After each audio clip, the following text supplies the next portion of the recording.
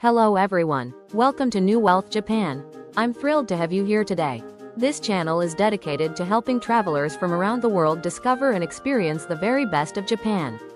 From ancient temples and historic castles that have stood for centuries, to the vibrant world of anime, unique Japanese souvenirs, and incredible cuisine that will tantalize your taste buds, we cover it all.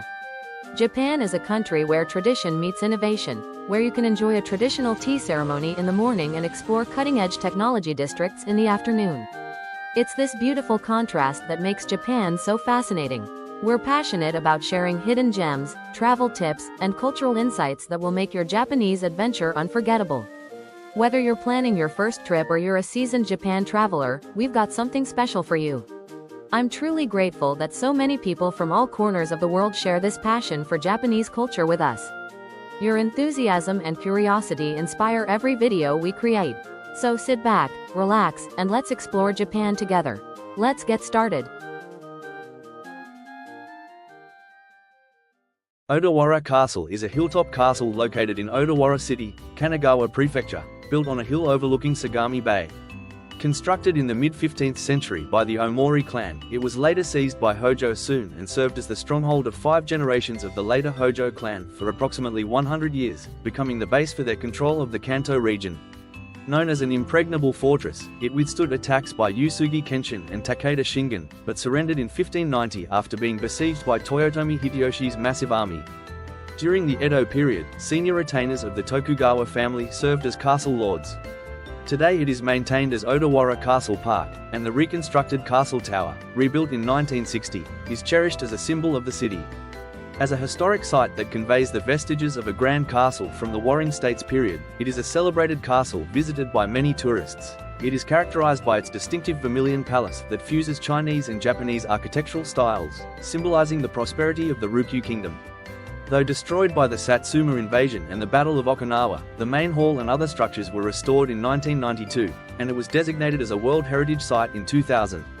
However, in 2019, a fire destroyed the main hall again, and reconstruction work is currently underway.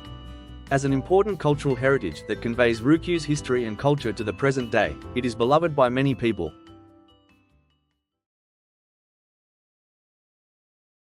Today we're talking about one of the most legendary fortresses in all of Japanese history, Odawara Castle. For a solid 100 years, this place was the very heart of a powerful clan's ambition, a castle that had a reputation for being, well, completely unconquerable. But then, in 1590, it faced the ultimate test, a siege that would totally change the rules of war, and really the course of a nation. Okay, so the guy leading the attack, Toyotomi Hideyoshi, he's right on the verge of unifying all of Japan. And to crush this one last pocket of resistance, he brings an army that is just almost hard to imagine for the 16th century, 220,000 soldiers. But the defenders, the Hojo clan, they had a big number of their own, 9 kilometers. That was the length of the massive defense network they'd built, and it didn't just protect the castle, it protected the entire city. This wasn't just a fortress, it was basically a fortified region. So you've got the classic setup, right? An unstoppable force versus an immovable object. For Hideyoshi, taking Odawara was the final checkmate he needed to unite Japan, and for the Hojo clan, this was a fight for their very survival, all happening behind walls that had kept them safe for a century. So you gotta wonder, how did this incredible fortress even come to be? Well, to really get the siege, you have to understand the family that built it. We need to rewind the clock about 100 years and see just how the Hojo clan turned a castle into the symbol of their power. See, the Hojo weren't just conquerors. They were master builders. Over 5 generations, they completely transformed the Kanto region. Right from the moment the clan's founder, Hojo Soun, took the castle way back in 1495, they kicked off this century-long project of expansion. And this wasn't just some military base. It was their capital, the beating heart of their entire domain. Now here's what really made the Hojo different. Their whole philosophy was captured in this one phrase, Rokuju o an. It basically means safeguarding the property and lives of the people. You have to remember, this was an era of non-stop war. So while everyone else was focused on military might, the Hojo built their power on good governance, and that inspired some seriously intense loyalty. And they didn't just talk the talk, they literally built that philosophy right into the ground with this revolutionary idea called the Sogamae. Instead of just protecting the lords and their soldiers, they built this massive 9-kilometer wall to protect the whole town. We're talking merchants, farmers, everybody. The fortress and the city were one and the same. The sheer scale of this is honestly hard to wrap your head around, but you can still see its ghosts today. If you look on the left, that's a historical map, and on the right, that's modern Odawara. The footprint of that gigantic fortress is still etched into the city's layout. It's an actual physical legacy of a century of rule. So by 1590, Odawara's reputation was it was legendary. It had already fought off two of Japan's most famous warlords, Uesugi Kenshin, the god of war, and Takeda Shingen, the tiger of Kai. Plus, they had years' worth of food stockpiled inside. The fortress seemed truly, absolutely unconquerable. In everyone's mind, Odawara simply could not fall. Okay, so let's jump back to 1590. When Hideyoshi shows up with his 220,000 men, he takes one look at those 9-kilometer walls and makes a genius decision. He realized he wasn't going to fight a battle of stone and swords. No, he was going to wage a war of the mind. You had two completely opposite strategies clashing here. The Hojo plan was simple. Trust the walls, hunker down, and wait for the enemy to run out of food or just get tired and go home. But Hideyoshi, he wasn't playing that game. His target wasn't the castle. It was the will of the people defending it. This is where things get really wild. Instead of launching attacks and firing cannons, Hideyoshi created, well, a party. He built a huge, temporary city right outside Odawara's walls. He brought in merchants, musicians, acrobats, even his personal tea master and his concubines. So, from the castle walls, the Hojo defenders didn't see a desperate, starving army. They saw a festival, a confident show of limitless resources. For months, nothing really happened. It was a total stalemate. The Hojo were safe behind their walls, and Hideyoshi's army was feasting outside. The psychological pressure must have been immense. But it begs the question, how do you deliver that final blow? How do you break an enemy that genuinely believes they can't be beaten? This is where Hideyoshi plays his trump card. He ordered the construction of a brand new castle called Ishigaki-yama on a hill overlooking Odawa. The trick? He did it in complete secret, hidden from view by a dense forest. The name it later earned was Ichiyajo, which means the one-night castle. Now, it wasn't actually built in one night, of course, but the reality is almost more impressive. In just 80 days, less than 3 months, an army of 40,000 workers built a full-blown stone-walled castle. It was an incredible feat of engineering and logistics, all happening just out of sight. And this is the checkmate moment. Once the castle was finished, Hideyoshi gave the order. His troops worked all night, chopping down the entire forest that had been hiding their work. The next morning, the Hojo defenders woke up, looked out at the hill, and saw a massive, fully formed castle that just wasn't there the day before. It must have felt like black magic.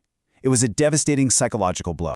You see, the appearance of the one-night castle wasn't really a military threat. It was a statement. It was Hideyoshi telling the Hojo, "My power is so vast, so absolute, that I can literally conjure a fortress out of thin air."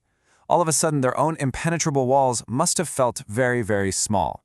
The collapse was almost immediate. All those months of psychological pressure just came crashing down in that one moment. The Hojo's will to fight completely evaporated. Just 9 days after the castle appeared, with no final bloody assault, they surrendered. The unconquerable fortress was conquered. And with its fall, Hideyoshi's long campaign to unify Japan was finally over.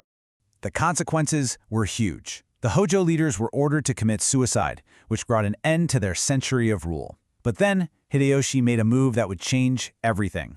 He gave the entire, vast Hojo territory to his top general, a man named Tokugawa Ieyasu. This one decision handed Ieyasu the power base that he would eventually use to establish the Tokugawa shogunate, which then ruled Japan for over 250 years. So the fall of Odawara wasn't just the end of a clan, it was the end of a whole era. And its legacy, what it teaches us, is this really powerful lesson about conflict and power. Today, there's a reconstructed version of Odawara Castle that stands on the site. And yeah, it's a popular tourist spot, but it's also this powerful reminder of this incredible history. It's a testament to both the Hojo's ambition and to Hideyoshi's absolute genius. When you boil it all down, the story of Odawara reveals a fundamental truth about conflict. The Hojo built the greatest physical fortress in Japan, a bastion of earth and stone and supplies.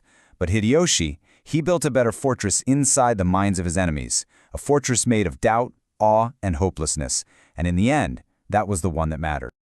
It leaves us with a pretty fascinating question to chew on, right? Was Odawara's defeat just inevitable because of Hideyoshi's overwhelming numbers? Or did it fall because the Hojo were masters at playing an old game while Hideyoshi just came along and brilliantly invented a new one? And that's it for today's video. I hope you enjoyed exploring this part of Japan with us.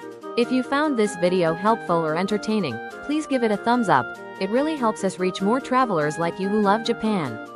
And here's the most important part. If you haven't already, please subscribe to New Wealth Japan and hit that notification bell. By turning on notifications, you'll be the first to know whenever we upload a new video. We post new content regularly, featuring different destinations, food experiences, and cultural insights across Japan, so you won't want to miss out. Now, we'd love to hear from you. Do you have any questions about what we covered today? Is there a specific place in Japan you'd like us to feature in an upcoming video? Maybe a particular Japanese dish you're curious about, or a cultural tradition you want to learn more about?